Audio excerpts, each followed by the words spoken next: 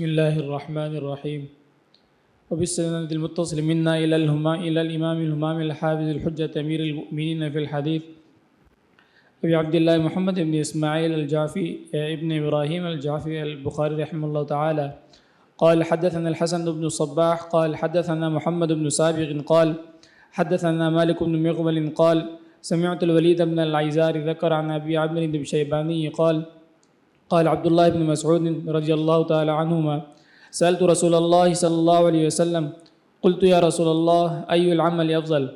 قال الصلاة على ميقاتها. قلت ثم أي؟ قال ثم بر الوالدين. قلت ثم أي؟ قال الجهاد في سبيل الله. فسكت عن رسول الله صلی اللہ علیہ وسلم ولو استزدته لزادنی. بسم اللہ الرحمن الرحیم. اس حدیث شریف میں یہ درجہ بندی کی گئی ہے کہ سب سے افضل عمل کون سا ہے، تو آپ نے ارشاد فرمایا الصلاۃ لمیقاتہا، پھر کون سا ہے، پھر بر الوالدین، پھر الجہاد فی سبیل اللہ. یہ مختلف سوال ایک ہی ہوتا ہے، عمل سب سے افضل کون سا ہے، اس کے جواب مختلف ہوں گے. تو یہ اختلاف اشخاص کی وجہ سے بھی ہوتا ہے کہ جو شخص سوال کر رہا ہے اس کو کس چیز کی ضرورت ہے، اور کبھی جس جگہ یہ سوال کیا جا رہا ہوتا ہے اس جگہ کا تقاضا کیا ہے، تو جگہ کا دخل بھی ہوتا ہے، فرد اور شخص کا دخل بھی ہوتا ہے، اور حالات کا تعلق بھی ہوتا ہے اس سے کہ جن حالات میں اس نے سوال کیا ان حالات میں کیا درجہ اس کا کیا جا سکتا ہے، اور پہلے ترتیب کیا ہوگی پھر کیا ہوگی. وقت سے بھی اس کا تعلق ہوتا ہے. تو اس لیے اس کو جب آپ مد نظر رکھیں گے تو کسی بھی جگہ جب یہ سوال ہوگا تو اس کو اسی نظر سے دیکھنا چاہیے.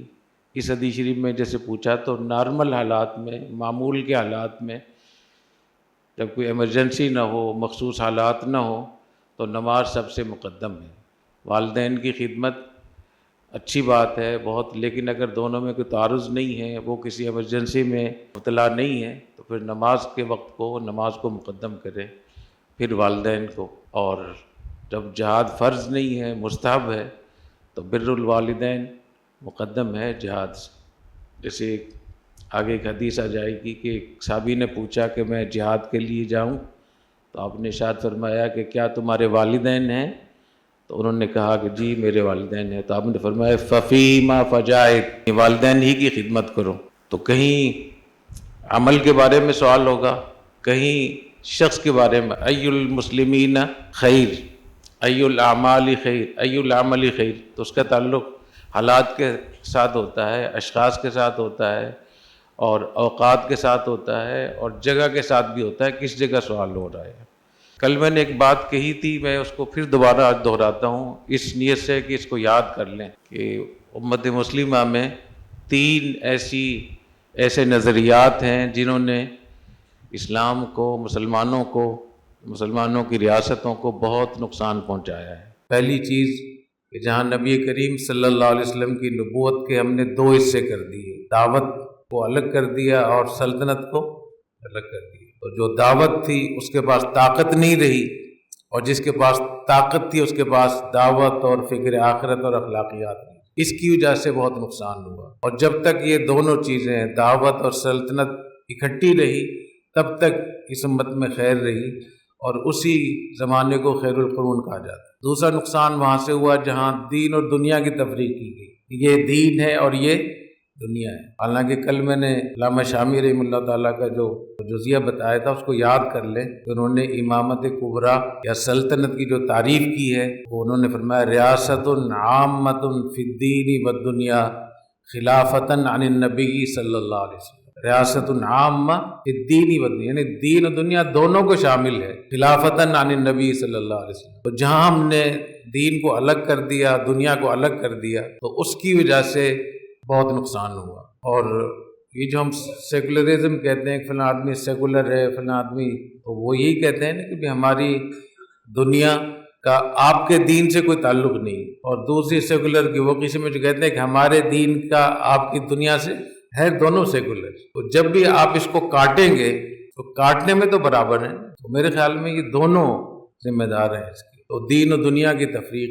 اور اسی میں نے یہ بھی عرض کیا تھا کہ جہاں مال اور جاہ کی حرص کی مذمت تھی، اس کو ہم نے مال اور جاہ کے ساتھ لگا دیا۔ مال اور جاہ کی برائی نہیں تھی، مال اور جاہ کے حرص کی اور لالچ کی برائی تھی۔ یہ ایک بہت بنیادی فرق ہے جس کی وجہ سے ہم اہم جگہوں سے پیچھے ہٹ جاتے ہیں۔ ہمارے پاس اقتصادی طاقت بھی نہیں ہوتی، تو جو دین کے دشمن ہوتے ہیں، بے دین لوگ ہوتے ہیں، ان کے پاس مالی طاقت بھی ہوتی ہے، ریاستی طاقت بھی ہوتی ہے اور فوجی قوت بھی ہوتی ہے، تمام چیزیں ان کے پاس ہوتی ہیں۔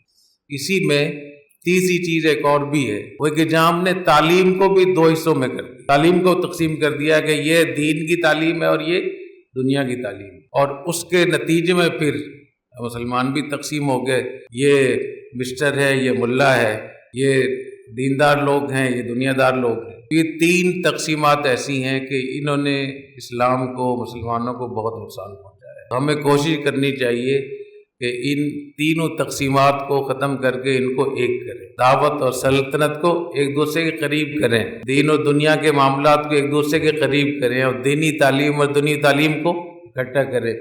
تو اس طریقے سے ہمارے مسلمانوں کے حالات ٹھیک ہوں گے انشاءاللہ۔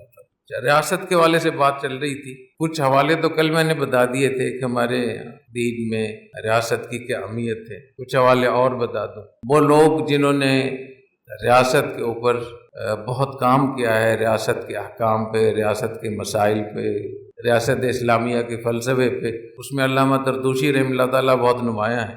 وہ کہتے ہیں لیس فوق السلطان العادل منزلۃ الا لنبی مرسل و ملک مقرب، کہ نبی مرسل اور ملک مقرب کے بعد سب سے بڑا درجہ کس کا ہے؟ سلطان عادل کا۔ امام ابو منصور ماتوریدی، جن کو مشہور اتنے بڑے امام ہیں متکلمین کے، اور وہی کہتے ہیں کہ اشرف منازل الآدمیین النبوہ ثم الخلافہ، نبوت کے بعد سب سے بڑا درجہ ریاست کا۔ سن رہے ہیں آپ حضرات؟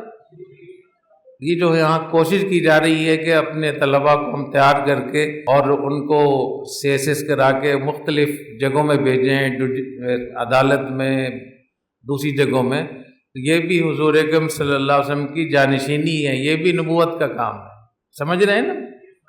علامہ ابن ارزق کہتے ہیں انہ باجماع اعظم ثوابا من سائر من عمل بطاعت اللہ، کہ جتنی بھی طاعات ہیں، اعمال ہیں، اس پر اجماع ہے کہ سب سے افضل ریاست ہے، ریاست کو انہوں نے سب سے افضل قرار دیا۔ شیخ عز الدین ابن عبد السلام جو مجددین میں سے ہیں، وہ فرماتے ہیں اجمع المسلمون علی ان الولایات من افضل الطاعات، اس پہ اجماع ہے کہ جو ریاست اور ریاست سے متعلقہ امور ہیں یہ افضل الطاعات۔ اور اس کی وجہ یہ ہے کہ جب کسی علاقے کا کوئی حکمران ہوتا ہے، کوئی بڑا ہو چھوٹا، اگر وہ اپنی ذمہ داری ادا کرے تو اس علاقے میں جتنی بھی نیکیاں ہو رہی ہوتی ہیں اس کا ثواب اس کو مل رہا ہوتا ہے۔ من رابط وراء المسلمین حارسا کان له اجر من خلف، جو شخص محافظین اور مجاہدین اور جو پہرا دینے والے ہوتے ہیں، فرمایا کہ جو جس علاقے کا پہرا دے گا اس علاقے میں جتنی بھی عبادات اور نیکیاں ہوں گی اس کا اجر اس کو ملے گا، پہرے دار کو۔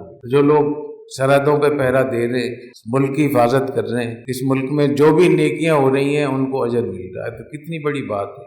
جیسے 6 روزے کا ثواب ہے، چلے کا ثواب ہے، اور 4 مہینے کا اور 4 چلوں کا، تو اس کا بھی بہت بڑا ثواب، بلکہ اس کا ثواب اس سے زیادہ ہے۔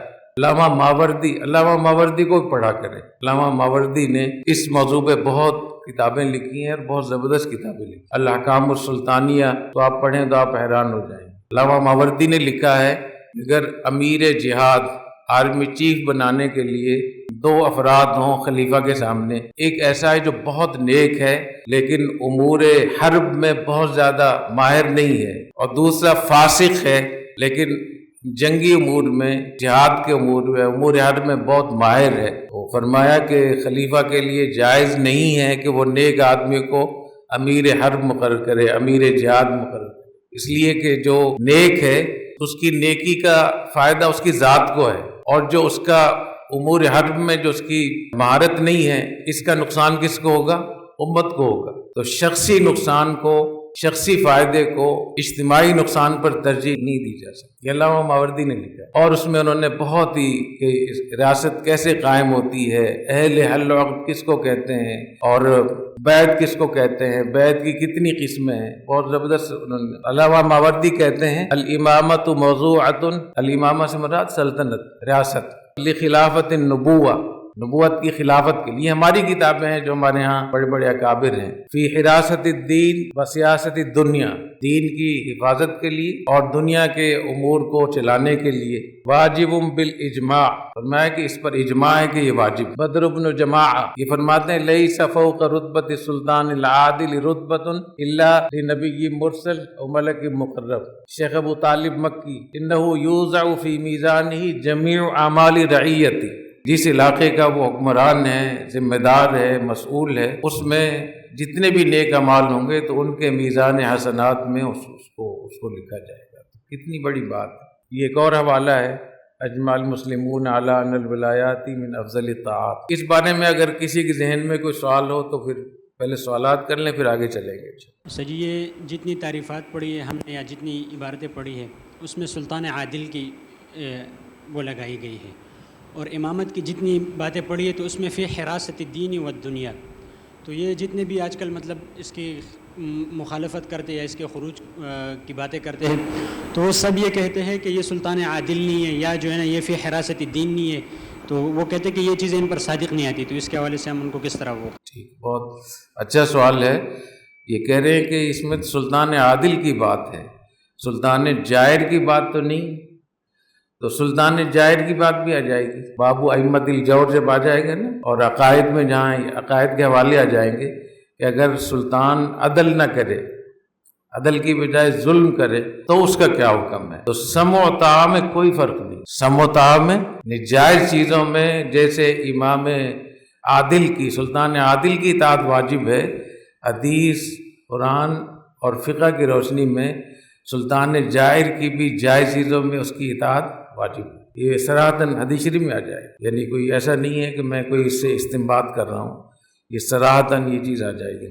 مثلاً حضرت حذیفہ والی حدیث نکالیں، ابھی میں تھوڑا حوالہ دے دوں. حضرت حذیفہ بن الیمان رضی اللہ تعالیٰ عنہ کی کل میں نے حدیث بتانا شروع کی تھی، پھر میں کہیں اور ذہن چلا گیا کہ پوچھا کہ یا رسول اللہ ہم جاہلیت اور شر میں تھے، اللہ تعالیٰ آپ کی برکت سے اللہ نے ہمیں خیر عطا فرمائی، کیا اس خیر کے بعد بھی شر ہوگا؟ فرمایا ہوگا، شر اس کے بعد بھی خیر کے بعد شر ہوگا. پوچھا کیسے ہوگا؟ فرمایا کہ تم پہ ایسے حکمران مسلط ہوں گے لا یہتدون بہدائے ولا یستنون بسنتی، جو میری ہدایت پر، میرے طریقے پر نہیں چلیں گے. قلوبہم قلوب الشیاطین فی جسمان انس، کہ ان کے جو قلوب ہوں گے وہ شیاطین کے دل ہوں گے، ڈھانچہ ظاہری جسم انسانوں کا ہوگا، اندر سے شیطان ہوں گے. تو پوچھا کیف اصنع یا رسول اللہ ان ادرکت ذالک، اگر ایسا دور میں پاؤں تو مجھے کیا کرنا ہوگا؟ آپ نے فرمایا تسمع وتطیع للامیر، پھر بھی تم امیر کی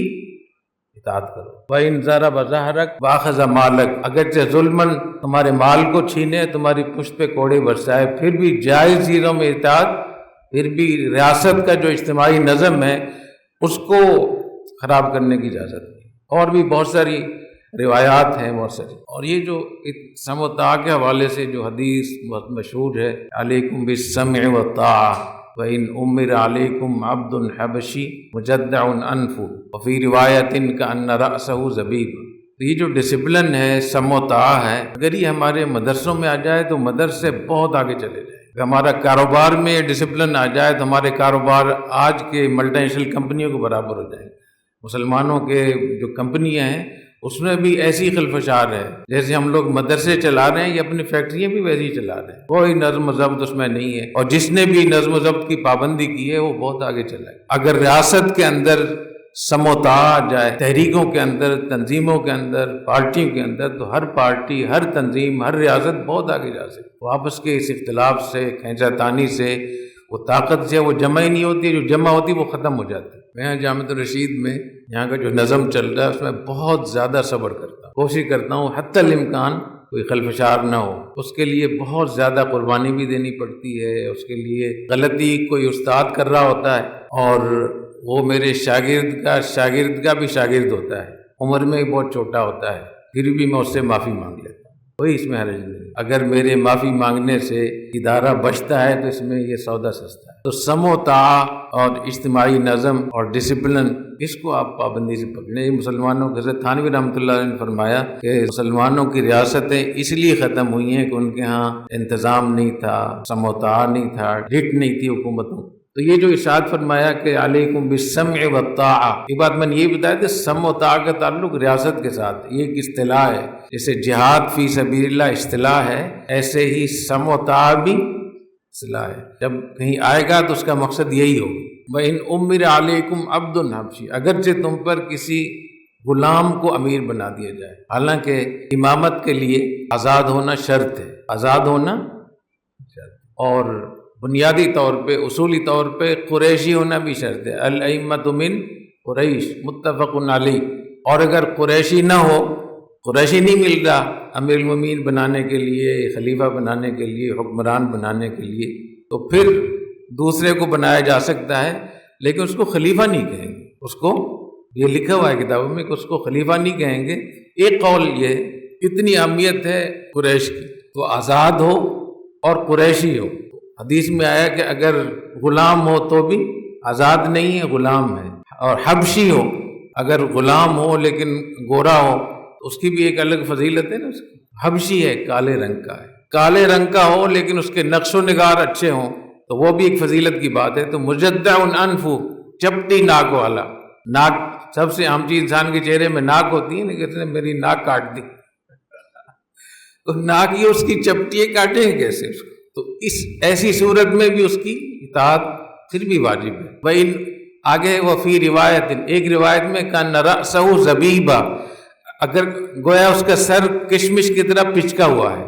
عرب میں دستور تھا کہ جو کمزور عقل کا ہوتا تھا اس کو کہتے تھے رأسہ زبیبہ، کمزور عقل والے کو کیا کہتے تھے کہ اس کا دماغ نہیں ہے، یہ کشمش ہے، یعنی دماغ اس کا پچکا ہوا ہے، کیونکہ انگور میں جو شیرہ ہوتا ہے نا، جب وہ خشک ہو جاتا ہے تو اس کے بعد وہ کیا بن جاتی ہے؟ کشمش۔ یہ عقل کے لحاظ سے بھی کمزور ہے، نقش و نگار کے لحاظ سے بھی کمزور ہے، نسب کے لحاظ سے بھی کمزور ہے، رنگ کے لحاظ سے بھی کمزور ہے، اس کو امیر بنا دیا گیا تو بھی اس کی اطاعت واجب ہے۔ اور نبی کریم صلی اللہ علیہ وسلم کا جو آخری عمل تھا وہ جیش اسامہ تھا۔ جیش اسامہ کو نبی کریم صلی اللہ علیہ وسلم نے آخری جو لشکر روانہ فرمایا تھا تو اسامہ کی عمر کیا تھی؟ 17 سال، اور حضرت ابوبکر صدیق، عمر فاروق رضی اللہ تعالیٰ عنہ، یہ سارے بڑے حضرات ان کی ماتحتی میں تھے، یہ بتانے کے لیے کہ میری امت سم و طاعہ پر آ گئی ہے یا نہیں۔ اور بھی اس سے بہت ساری حکمتیں تھیں۔ تو جتنے بھی اصول و ضوابط ہوتے ہیں کسی کو منتخب کرنے کے، امیر بنانے کے، حکمران بنانے کے، اگر ان کو کوئی نظر انداز کر کے اس کو بناتا ہے اور وہ بن جاتا ہے، اس کے اوپر حلف اٹھا لیتا ہے مثال کے طور پر، تو اب جیسا بھی ہے اس کی اطاعت واجب ہوگی، چاہے وہ عمران خان ہو، چاہے وہ زرداری ہو، چاہے وہ نواز شریف ہو، کوئی بھی۔ جب مشرف کا دور تھا تو اس وقت بھی میں یہی کہتا تھا، پھر زرداری کا دور آیا تو بھی میں نے یہی حدیثیں بیان کی، پھر نواز شریف کا دور آیا تب بھی میں نے یہ حدیثیں بیان کی، جب عمران خان کا دور آیا تب بھی میں نے حدیثیں بیان کی، اب آیا تب بھی۔ تو لوگ بہت سی باتیں کرتے ہیں، تو میں کہہ رہا ہوں آپ بدل گئے ہیں، میں تو نہیں بدلا، یہ بات سمجھ رہے ہیں نا؟ اور یہی آپ کا امتحان ہے، اگر آپ نے مرضی چلانا ہے، آپ کو قرآن حدیث کو نہیں دیکھنا، تو سوال آپ پر ہوگا جو قرآن حدیث میں عمل کر رہا ہے۔ آج اگر کوئی بھی ایسا آدمی جس کو میں سمجھتا ہوں کہ وہ غلط ہے لیکن وہ بن گیا، تو ظاہر ہے کہ جائز چیزوں میں ان کی اطاعت ہی ہم لوگ کریں گے۔ ابھی جو سوسائٹی ایکٹ کا قانون پاس ہوا ہے، تو میں نے ان سے کہا کہ ہم تو سمع و طاعہ کے بندے ہیں، جو قانون بن گیا اس کی پابندی کریں گے انشاءاللہ۔ اور جو مشکلات ہیں وہ دو وجہ سے مشکلات ہوتی ہیں، جب ہمارے مدارس سیاسی چیزوں پہ اپنے آپ کو ملوث کرتے ہیں، یا جب جو یہاں فرقہ وارانہ اور جنگیں ہوتی ان میں طلبہ ملوث ہوتے ہیں۔ اگر ان دو چیزوں کو چھوڑ دیں آپ تو بہت زیادہ مشکلات نہیں ہوں۔ کل جمہوریت کی بات ہوئی تھی، پاکستان کے آئین کی بات ہو رہی تھی، اس میں تھوڑی سی اور بات کر لوں۔ پاکستان کے آئین میں جو اس کا ابتدائیہ ہے وہ تو قرارداد مقاصد کو انہوں نے لازمی اور اس کا حصہ بنا دیا، تو اس میں شق نمبر 2 ہے، آرٹیکل 2 بہت مشہور ہے۔ اس کے ہوتے ہوئے پاکستان کی جو جمہوری نظام ہے یہ دنیا کے جمہوری نظام سے بالکل مختلف ہے۔ دنیا میں جو جمہوریت ہے اس میں تو یہ کہ جو بھی ان کا قانون ہوتا ہے 2/3 کا یا اکثریت کا، وہ کوئی بھی قانون سازی کر سکتے ہیں. قرآن کا کوئی حکم ہے اس کو بھی تبدیل کر سکتے ہیں، لیکن پاکستان میں آئین سازی کو پابند کر دیا گیا ہے کہ قرآن اور سنت کے خلاف آئین سازی آپ نہیں کریں گے. تو اگر کبھی 2/3 کے بلکہ پوری پارلیمنٹ بھی اکٹھی ہو جائے اور پاکستان سے اسلام کو ختم کرنے پر وہ اتفاق کر لیں تو ہمارا آئین یہ کہتا ہے کہ اس کا اعتبار نہیں ہوگا. تو بنیادی طور پہ یہیں سے فرق ہے. یہ جو کہتے ہیں کہ یہ جمہوریت کفر ہے، تو وہ والی جمہوریت کو کفر کہیں جو باہر ہے. پاکستان کی جمہوریت میں تو آغاز ان الحکم الا للہ سے ہوتا ہے وہاں، اور اس میں لکھا ہوا ہے کہ کوئی بھی قانون قرآن و سنت کے خلاف نہیں ہوگا، اور جو بنے ہوئے ہیں ان کو قرآن و سنت کے مطابق کیا جائے گا. یہ بھی اس میں ہے، اور یہ بھی اس میں لکھا ہے کہ یہ لازمی حصہ ہوگا، اس آئین کا یہ لازمی حصہ ہوگا جو کسی صورت میں منسوخ اور کینسل نہیں ہو سکتا، اس کو تبدیل نہیں کر سکتے. اس پر میں چاہوں گا کہ آپ لوگوں کے پاس کوئی ملفوظات ہوں تو چھوڑیں. استاد صاحب، یہ جو ہم نے پڑھا کہ خروج جو ہے یہ مسلمان حکمران کے خلاف صحیح نہیں ہے، تو معرکہ ابن اساس ہوا ہے اور اس میں تقریباً 80 ہجری میں، اور اس میں 90 کبار محدثین ہیں اور 400 سے زیادہ علماء ہیں اور تقریباً 10,000 تک تابعین ہیں. تو اس میں اور وہ محدثین ہیں جس طرح امام شعبی ہے، حسن بصری ہے، یہ سب نے خروج کیا تھا حجاج ابن یوسف کے خلاف، اور صرف اس بات پہ کیا تھا کہ وہ نماز میں تاخیر کرتے تھے. تو یہ ایک قسم کا اجماع ہے، تاریخ اسلام میں لکھا ہوا ہے کہ سب یعنی یہ کبار تابعین کا ایک قسم کا اجماع تھا. تو اس بارے میں تھوڑی سی وضاحت فرمائیں. ٹھیک ہے.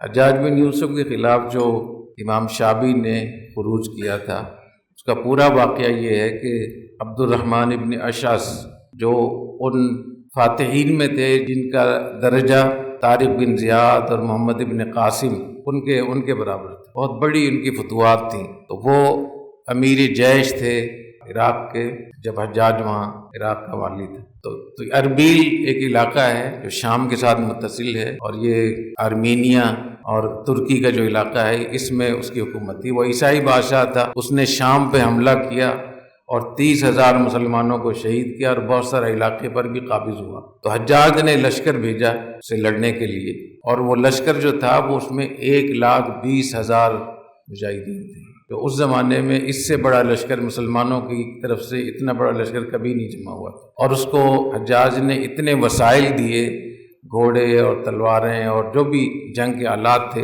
کہ اس کا نام رکھا گیا جیش الطواویس. طواویس طاؤس کی جمع ہے، طاؤس مور کو کہتے ہیں. وہ قوت اور شوکت اور خوبصورتی اس کے لحاظ دبدبے کے لحاظ سے اتنا بڑا تھا، اس کا نام جیش الطواویس رکھا. جب وہ وہاں پہنچے وہ سارے علاقے واپس لے لیے جو مسلمانوں سے انہوں نے چھینے تھے اربیل نے. اس کے بعد وہاں سردی شروع ہوگی، تو شام کا علاقہ ویسے ہی سرد ہے، اور آگے جتنا آگے چلے جائیں گے سردی بڑھتی چلی جائے گی. تو عبد الرحمن ابن اشعث نے لوگوں کو جمع کیا، کمانڈروں کو، کہ اس وقت میں اگر ہم حملہ کریں گے سردی بہت زیادہ ہے، تو اگر ہم اس حملے کو گرمیوں تک کے لیے مؤخر کر دیں. تو سب نے اس پہ اتفاق کیا اور حجاج کو لکھ بھیجا کہ ہم نے یہ علاقے فتح کر لیے ہیں اور اگلا حملہ ہم اس کے بعد کریں. کیونکہ حجاج نے کہا تھا کہ جب تک اس کے دارالحکومت پر قبضہ نہ ہو جائے تو میں رکنا نہیں. حجاج اور عبد الرحمن ابن اشعث کی پہلے سے چپ کلش تھی آپس میں، پہلے سے نا آپس میں چل رہی. جب یہ خط ان کے پاس گیا کمانڈروں کی طرف سے تو حجاج بہت ناراض ہوا، اور حجاج نے کہا کہ نہیں، تم لوگوں کو ہمت کیسے ہوگی میرے حکم عدولی کی، اور تم سارے مل کے عورتوں کی طرح اکٹھے ہو گئے اور زنانہ فیصلہ کیا تھا. زنانہ فیصلہ ہے. بہت سخت ناراضگی کا اظہار کیا. تو عبد الرحمن ابن اشعث جو تھا کیونکہ امیر جیش تھا، کمانڈر تھا، اور کمانڈروں کا دماغ بھی ظاہر ہے پھر بہت اونچا ہوتا ہے، تو انہوں نے اپنی بہت بےعزتی سمجھی. انہوں نے پھر وہاں کمانڈروں کو بھی بلایا اور 300 علماء کو بلایا، اور ان علماء سے کہا کہ حجاج اتنے مظالم کر رہا ہے، یہ کہاں غلط کام کر رہا ہے، یہ غلط کام کر رہا ہے، کیا ابھی وقت نہیں آیا کہ ہم اس کے خلاف بغاوت کریں. تو ابتدا جو تھی عبد الرحمن ابن اشعث کی، وہ ولید خلیفہ تھا اور حجاج والی تھا. اس کی طرف سے والی اور خلیفہ میں فرق ہوتا ہے نا. تو امیر المومنین اس زمانے میں ولید تھے. تو یہ جو بغاوت تھی ابتدائی طور پہ یہ خلیفہ کے خلاف نہیں تھی، بلکہ خلیفہ کے مقرر کردہ والی کے خلاف تھی. اس میں انہوں نے ان تمام پوائنٹ کو ذکر کیا جس سے لوگوں کو برانگیختہ کیا جا سکتا تھا. ان میں امام شعبی بھی تھے. 300 جو اس وقت کے بڑے علماء تھے، کیونکہ وہاں دستور یہ تھا کہ جب کوئی قافلے باہر جاتے تھے جہاد کے یا تجارت کے، اس میں علماء ساتھ ہوتے تھے جو ان کو مسائل بتاتے تھے، حلال و حرام کے، جائز ناجائز کے، یا ترغیب دینی ہوتی تھی۔ امام شافعی بھی اس میں تھے، تو ان سب نے پھر اس پہ اتفاق کیا کہ ہمیں ان کے خلاف، ان کو پتہ تھا کہ جب ہم اس کی حکم عدولی کریں گے تو وہ پھر آگے جنگ کرے گا، تو اب انہوں نے اربیل کو چھوڑ کر اپنے ہی لشکر کو منظم کرنا شروع کیا، اور اربیل کو پیغام بھیج دیا کہ ہم آپ سے صلح کرنا چاہتے ہیں۔ تو اربیل تو پہلے ہی ڈرا ہوا تھا، اس نے فوراً صلح کر لی، اس سے صلح کر لی۔ اب جنگ اربیل کی بجائے پھر حجاج سے شروع ہوئی، ادھر سے حجاج کا لشکر آ گیا، ادھر سے عبد الرحمن ابن اشعث اور امام شافعی اور بڑے بڑے لوگ تھے اس میں۔ وہ پھر وہاں سے عبد الرحمن ابن اشعث کا جو لشکر تھا وہ تمام علاقوں کو فتح کرتا ہوا وہ بصرہ تک پہنچا، بصرہ میں لڑائی ہوئی، بصرہ پر بھی قبضہ ہوا۔ حسن بصری رحمہ اللہ تعالیٰ بصرہ کے چوک پہ کھڑے ہوئے، انہوں نے کہا کہ یہ خروج ہے اور جائز نہیں ہے، اور بہت سخت ناراضی کا اظہار کیا کہ حجاج ظالم ہے، تو یہ اللہ تعالیٰ نے ہم پر اس کو ایک عذاب کے طور پہ مسلط کیا ہے، تو اللہ کے عذاب سے لڑ نہیں سکتے آپ۔ حسن بصری فرماتے تھے کہ یہ اللہ کا عذاب ہے اور اللہ کے عذاب سے آپ لڑ نہیں سکتے۔ لیکن حسن بصری کی بات کو، نصیحت کو کسی نے قبول نہیں کیا، اور پھر کوفہ پہ لڑائی شروع ہوئی جو اصل مرکز تھا، وہاں ان کی شکست ہو گئی، عبد الرحمن ابن اشعث کو شکست ہوئی، اور یہ سارا لشکر ان کا تتر بتر ہو گیا۔ اسی میں امام شافعی بھی گرفتار ہوئے، اور یہ عبد الرحمن ابن اشعث جو تھے یہ واپس جا کر اربیل کے یہاں پناہ دی، انہوں نے جس سے لڑنے گئے تھے، ان کو پتہ تھا کہ باقی تو ساری اسلامی ریاست ہے، تو اربیل کے یہاں پناہ دی۔ تو حجاج نے وفد بھیجا کہ ہمارا بھگوڑا واپس کریں ورنہ ہم حملہ کریں گے۔ اس نے پھر عبد الرحمن ابن اشعث کو ان کے حوالے کیا اور ایک غلام ساتھ بھیجا، اس کے پیروں میں بیڑیاں تھیں، عبد الرحمن ابن اشعث کے پیروں میں بیڑیاں ڈال کے لے کر آ رہے تھے۔ تو شام اور عراق کے درمیان میں ایک سرائے تھی، ایک ہوٹل تھا جہاں رات قیام کیا انہوں نے۔ تو عبد الرحمن ابن اشعث کو پتہ تھا کہ وہ مجھے قتل کرے گا، کیونکہ وہ تو روزانہ لوگوں کو قتل کرتا تھا نا، حجاج تو بہانے ڈھونڈتا تھا قتل کرنے کے لیے۔ تو اپنے غلام جو ساتھ میں اس کا محافظ تھا اس سے کہا کہ مجھے چھت پہ جانا ہے تھوڑی سی ہوا خوری کے لیے۔ وہ چھت پہ جب لے گئے تو اس کو بھی گرایا اور اپنے آپ کو بھی، اور عبد الرحمن ابن اشعث نے خودکشی کی۔ امام شافعی جب ان سے سوال جواب ہوئے تو امام شافعی نے صاف صاف بتا دیا کہ یہ ایسے ہوا تھا اور میں اس سے متفق نہیں ہوں۔ امام شافعی کو بھی چھوڑ دیا گیا اور انہوں نے ان کو قتل نہیں کیا۔ امام شافعی فرماتے تھے کہ جس دن ہم نے فیصلہ کیا تھا کہ ہم بغاوت کرتے ہیں حجاج کی، فرمایا اس دن سے ایک بھی رات میری ایسی نہیں گزری جس میں میں نے اطمینان سے گزاری، مجھے ہمیشہ دل میں مجھے شک تھا کہ ہم نے غلط کیا ہے۔ تو اس واقعے کو اس کی دلیل بنانا میرے خیال میں یہ تو پوری عبرت ہے اس میں۔ اپنے آپس میں لڑنے کتنا نقصان ہے کہ جو عیسائی تھا، دشمن تھا، ظالم تھا، اس سے لڑنے کے لیے بھیجا تھا تو اس سے مصالحت کر لی اور آپس میں لڑے۔ اور پھر جن لوگوں نے اس پہ کتابیں لکھی ہیں جیش التواویس پر عبد الرحمن ابن اشعث، اس کا نام رکھا فتنۃ عبد الرحمن ابن الاشعث، اس کو فتنہ قرار دیا انہوں نے۔ اور بعض لوگوں نے لکھا ہے کہ جب آپس کی جو جنگیں ہوئیں تو کوفہ تک 6 لاکھ لوگ قتل ہوئے، اس میں 6 لاکھ، اس زمانے میں لاکھ بہت بڑی بات تھی۔ تو یہ تو خود اس بات کی دلیل ہے کہ اگر حکمران جائر ہو، ظالم ہو، تو خروج اس کا درست نہیں، کیونکہ جو علماء تھے، جو امام تھے اس میں، انہوں نے بعد میں اسی کی تصدیق کی کہ خروج جائز نہیں تھا، درست نہیں تھا۔ کسی نے پوچھا ہے کہ کوئی اگر اپنا کام نہ کر رہا ہو تو اس کو نصیحت کرنے کا، دعوت دینے کا کیا طریقہ ہے؟ اس میں آگے آ جائے گا انشاءاللہ حکمرانوں کو کیسے نصیحت کی جائے۔ یہ حدیث میں مذکور ہے کہ اگر حکمران ہے کسی غلط کاری میں مبتلا ہو جائے، ظلم کرنے لگے، تو اس کا کیا حکم ہے، اس سے کیسے نصیحت کرنی چاہیے۔ اس کو آپ تنہائی میں، حدیث میں آتا ہے کہ اس کا ہاتھ پکڑے، فلیخلو بھی، اس کو خلوت میں لے جائے، اس کو نصیحت کرے۔ اور اگر لوگوں کے سامنے نصیحت کرنی ہو تو اس کا احترام کا خیال رکھے۔ گالیاں دینا، برا بھلا کہنا یہ ہمارے دین میں نہیں ہے، اس کی آگے حدیث آ جائیں گی اس سے متعلق۔ اور اگر ضرورت پیش آئے تو منہ پہ بھی آپ کلمہ کہہ سکتے ہیں، افضل الجہاد کلمۃ حق عند سلطان جائر۔ اس کی یہ ترتیب ہے اس کی کہ ایسے کریں، ایسا نہ ہو رہا ہو تو ایسا کریں، اور منہ پہ بھی کہنا پڑے تو کہہ دیں، اور اگر اس کے جواب میں وہ قتل کر دے تو افضل الشہداء ہو جائے۔ شہادت کی فضیلت بھی بہت ہے، لیکن یہ جو فرمایا افضل الجہاد کلمۃ حق عند سلطان جائر، تو اس کا مطلب یہ ہے کہ سب سے اونچی بات اس بارے میں کلمہ حق کہنا ہے۔ افضل الجہاد کیا ہے؟ کلمہ حق۔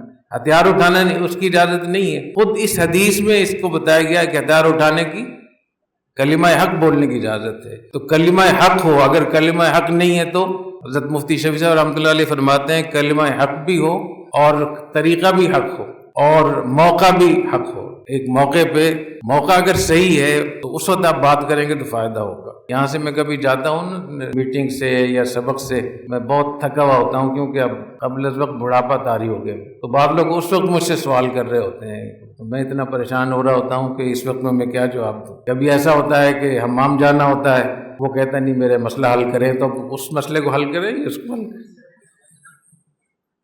تو یہ دیکھنا ضروری ہے کہ کلمہ حق بھی ہو، طریقہ بھی حق ہو اور موقع بھی بات کرنے کا ہو. تو میں اس پہ بتا رہا تھا کہ جمہوریت کے حوالے سے یہ جو جمہوریت کو کفر کہتے ہیں، الیکشن کو کہتے ہیں کفر ہے، یہ بڑی جہالت کی بات. کفر کا کوئی معیار ہے نا، ایسا تو نہیں کہ کوئی بھی چیز کفر ہو جائے.